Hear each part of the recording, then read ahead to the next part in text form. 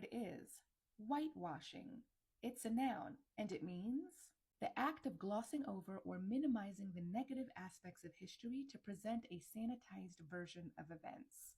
On technology and harnessing energy from the ether, we're going to remove, we're basically going to whitewash absolutely every part of the history of this planet, Earth, realm, whatever you want to refer it to. Head of the Jesuit Church today is Pepe Orsini. Have you heard of the Orsini bloodline? Yeah, so this is the Grey Pope. We only ever see on TV the White Pope. A lot of y'all be throwing around the term whitewash loosely, and you really just don't sound smart when you say it. Now, whitewash doesn't mean acting white or not fitting a stereotype. The Arab conquerors, the Arabs didn't come to Egypt until 640. The first non-African people came to Egypt, otherwise called the Hyksos, in 1675 BC. The Africans there were already in the 13th dynasty period. They had built every pyramid you saw there before. They had done the S-turn in the Nile. They built every one of the major temples that had already been built, including the Grand Lodge of Luxor. The first European to come there did not arrive until the Greeks arrived with Alexander II, the son of Philip, because they didn't intend to teach you that. They can't tell you that you're inferior and teach you that you taught Egypt, Europe. The black presence in the British Isles goes back way further than you think. They say that the best way to hide stuff from Negroes is to put it in the book. And goddamn it, they wouldn't lie. Welcome to Whitewash, episode 3. Today's investigation, we got Kane, Charles, and Seki. Now before y'all get mad at me for telling y'all that this motherfucker ain't him, I'm just gonna say this. If y'all was that fly then, y'all be that fly now. She didn't have to cut me off. We were nothing. Your love should treat me like so.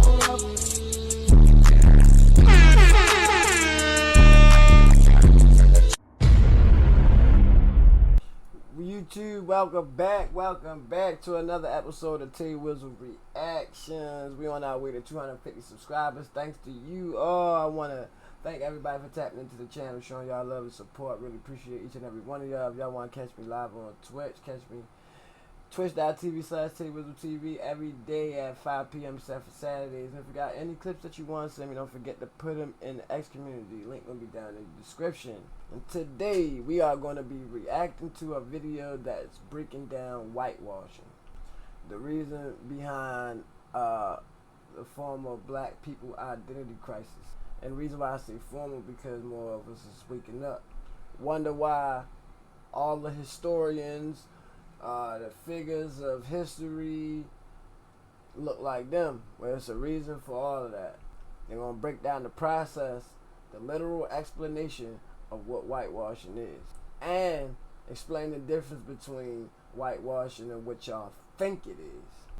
But if you like the content, don't forget to hit that like and subscribe button so you can be notified when I drop a video or when I'm updating you on the old one.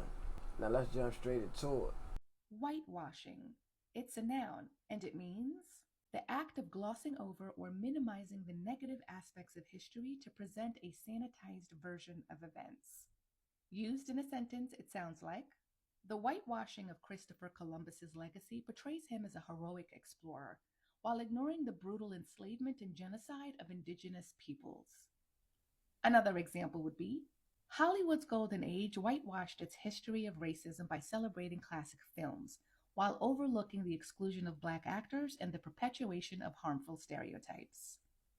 Another example, through whitewashing, police narratives present lethal force as a necessary response while ignoring the disproportionate impact on marginalized communities. Whitewashing. You're welcome. On technology and harnessing energy from the ether, we're going to remove, we're basically going to whitewash absolutely every part of the history of this planet, Earth, realm, whatever you want to refer it to. Head of the Jesuit Church today is Pepe Orsini. Have you heard of the Orsini bloodline? Yeah, so this is the Grey Pope. We only ever see on TV the White Pope. Behind him there's the Black Pope. I can never remember his name, but I think he's from South America. And this is Pepe Orsini. You won't find much about him online. He runs also something called the Club of Rome.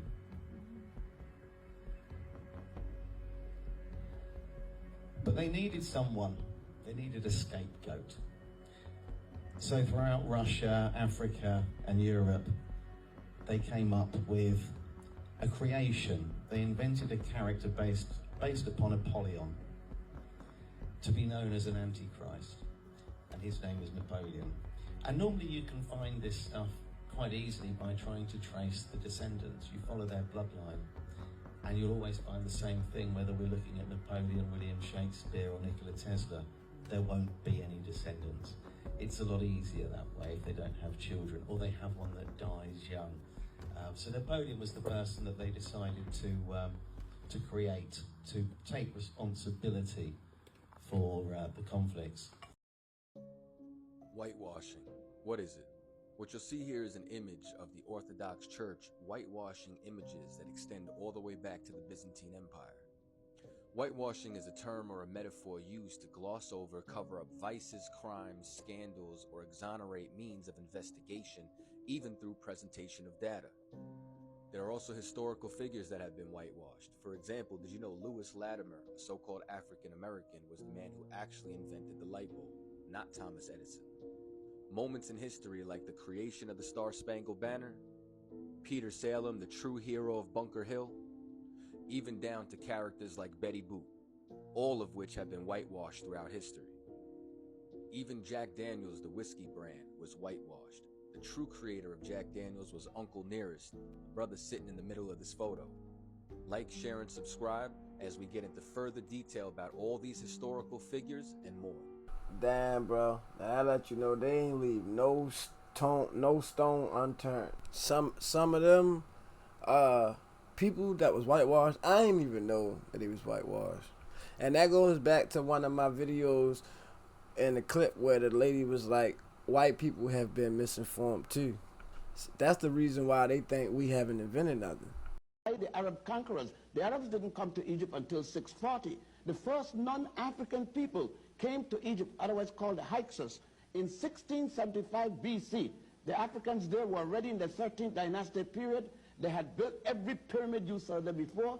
They had done the S-turn in the Nile. They built every one of the major temples that had already been built, including the Grand Lodge of Luxor. The first European to come there did not arrive until the Greeks arrived with Alexander II, the son of Philip of Macedonia. Look, I'm a college graduate. I never heard all this stuff before. Because they didn't intend to teach you that. They can't tell you that you're inferior and teach you that you taught Europe. The first Europeans to be civilized by the Africans were the Greeks. When you heard of Homer, the first European to have written anything, you couldn't miss that. They said that Homer wrote the Iliad and the Odyssey. And that was not until 833 BC. The Africans had already, in 255,000 at the Tassili Mountain, they had the Sibyllian period, first, second, and third, the pre-dynastic period, all the way up. The Africans had produced men like this, Imhotep, the multi-genius that designed the step pyramid of Saqqara, the first man to be a physician that even Hippocrates, the so-called father of medicine, is giving him credit and call him the god of medicine. The Greeks changed his name from Imhotep to Aesculapius. There he is. The black presence in the British Isles goes back way further than you think. And no, we were not slaves, nor were we peasants. We were noblemen, citizens, and even royalty. There has been a massive cover-up in our history, which involved altering the art to favour them, who were the victors. The theories are endless, but yet so is the proof. And you can tell that they've been scrambling lately to keep up with the lies. I don't know if you've noticed, but it seems like too much evidence has come to the surface, and they're literally being forced to acknowledge the black presence in the British Isles. That's why we're seeing more shows like Queen Charlotte being aired. And if you're familiar with the book The Black Tudors, they are also developing that into a TV show as well. And also the show Bridgerton, of course, that highlights melanated people in power in Britain. There's also been a circumstance where a depiction of Frederick III of Saxony, who was a duke and an elector of Saxony from the late 1400s to the early 1500s, was exposed for being a fake depiction. and an x-ray has been used on the portrait to see if it's been painted over or not. I'm just going to roll the clip of the King's monologue from YouTube. He goes into great detail on how obvious the hijack is in black art worldwide. Watch this. They basically expose the fact that this is a whitewash fake, and if you see by the way, we're gonna do a little bit of work on the use of infrared and X-ray by the National Portrait Gallery.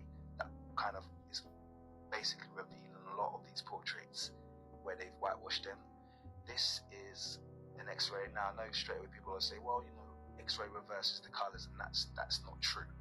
Okay, when you see they've already reversed the X-ray colors by the time they show it to you. So when you see an image like this, look at the color of his scarf, okay, or the shirt. Sorry. So obvious, guys. Like come on. Look how easy the hijack is. Kind of dark, bare skin kind of thing that he's wearing. That's dark. But then look at the color of his skin. That should be closer to the color of the scarf if it was originally supposed to be like this. But this is the painted over image, and the painted over image is dark, and it doesn't do this consistently. You'll see that if the person underneath is pale skinned, then this would look pale skinned. The person underneath here is very, very dark. Guys, it's getting more and more obvious. More and more evidence is coming out, and more and more proof is coming out. So people are just gonna have to accept the fact then this is what it is. It's not about this person is better than theirs. It's not this race is better than that. It's just that it's time to know the Say this is an image of a black Irish coat of arms from the Gilbert family. The three of Gilberts related to this coat. truth, and to be deprived from your history your entire life, and to be lied to in school and everywhere you look. You go into the museums, you just see no representation of black people in Britain, even though we were the foundation. It really does get to me, hence why I'm making this my mission to expose the hijack. So yes, this is my new page. If you're enjoying what you see, please follow. I'll be making content every single day. So yeah, please support and come learn with me. Let's figure this out together. Let's get to the question why. Feel it. They say that the best way to hide stuff from Negroes is to put it in the book. And goddamn it, they wouldn't lie. Welcome to Whitewash, episode 3. Today's investigation, we got King Charles II. Now, before y'all get mad at me for telling y'all that this motherfucker ain't him, I'm just gonna say this. If y'all was that fly then, y'all be that fly now. But let's see how history describes him. King Charles II was known as the Black Boy King. He got that nickname from his mama on account of being born with dark hair, dark brown eyes, and a dark complexion. After his daddy got his head chopped off, King Charles was on the run. On the Parliament wanted posters, he was described as a tall black man. They would have never found his ass. Now King Charles also had a few baby mamas. Let's see what them kids look like. Now Charles Lenox, Duke of Richmond, is son of King Charles II by the Duchess of Portsmouth. He is described as a well-shaped, black complexion, much like King Charles, not 30 years old. George Fitzroy, Duke of Northumberland, I don't know what the fuck that word is son of King Charles II by Duchess of Cleveland. And he's described as a tall second by Miss Gwen. And he's of a black complexion as well. Not too tall, but yet very like King Charles. And this is a weathered statue of King Charles. Look closely. Anyway, I'm about to start heating up on my next few posts. Black Americans and white Americans, let me give you a little bit of a history lesson and teach you about what whitewashing truly is. Whitewashing is not just when you take a certain part of another person's history and you give a white savior complex or you excuse white supremacy. It is a manipulation of the emotional spectrum to produce a certain image or a certain idea about a person. So I'm going to use two examples. The first example is going to be the Reverend Dr. Martin Luther King Jr.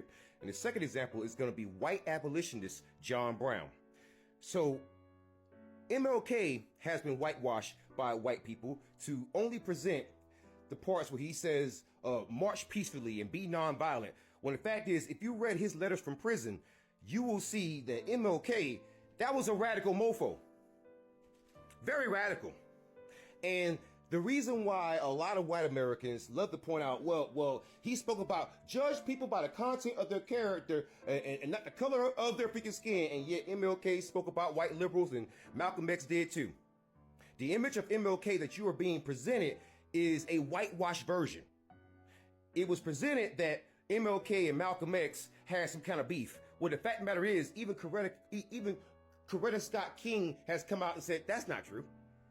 It's because the only reason why people think that is because of Alex Haley. Alex Haley, who also created the Roots series, he fabricated a beef between MLK and Malcolm X. Because if you read MLK's letters from freaking prison, and when he got out of prison, when he got out of jail,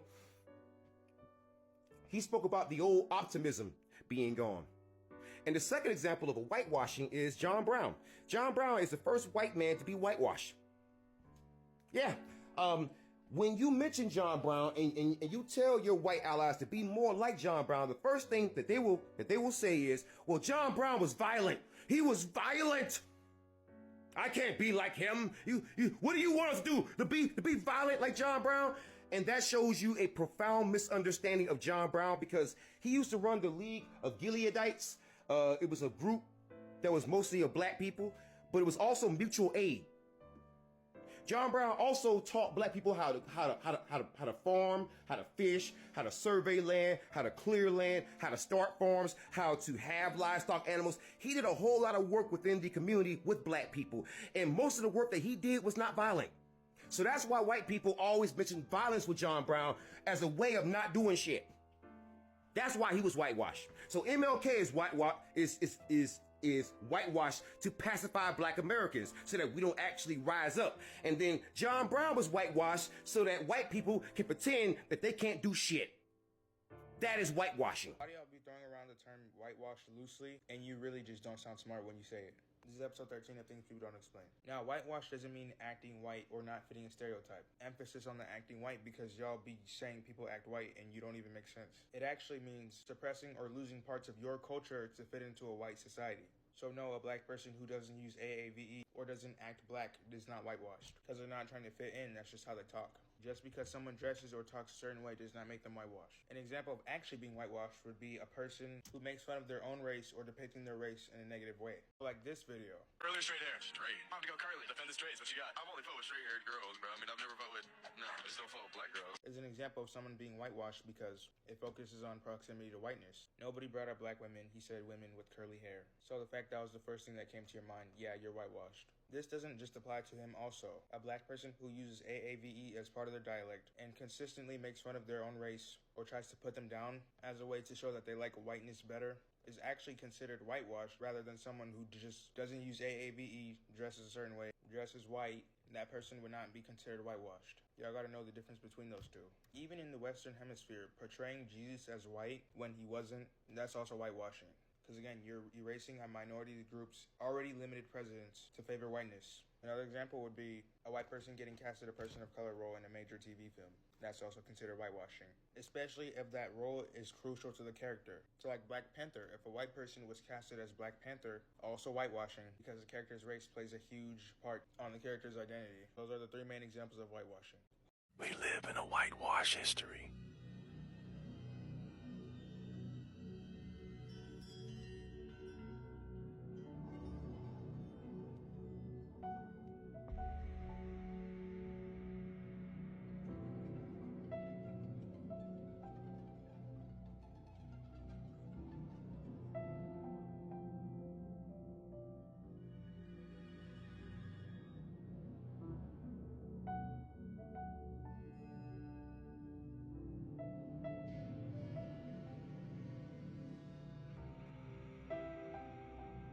Blatant examples of whitewashing featuring Hannibal Barca, Part 2. Hannibal Barca was a Carthaginian general of Phoenician descent who was renowned for going to the war against the Romans in what is known as the Punic War. He is reputed to be one of the greatest military generals of all time. In Part 1, it was proven that Hannibal had his coins reproduced to strip him of his black appearance, thereby making him fit more of a modern North African archetype. Now, this late 17th century tapestry, which was in the royal collection of King Louis XIV of France, illustrated the Battle of Zama, where Scipio Africanus and his Roman troops fought against Hannibal and his Carthaginian troops. The artist of the time understood Hannibal's racial makeup, so they depicted him as such, a dark-skinned black man. They then completely altered his image to make him fit the mainstream accepted archetype.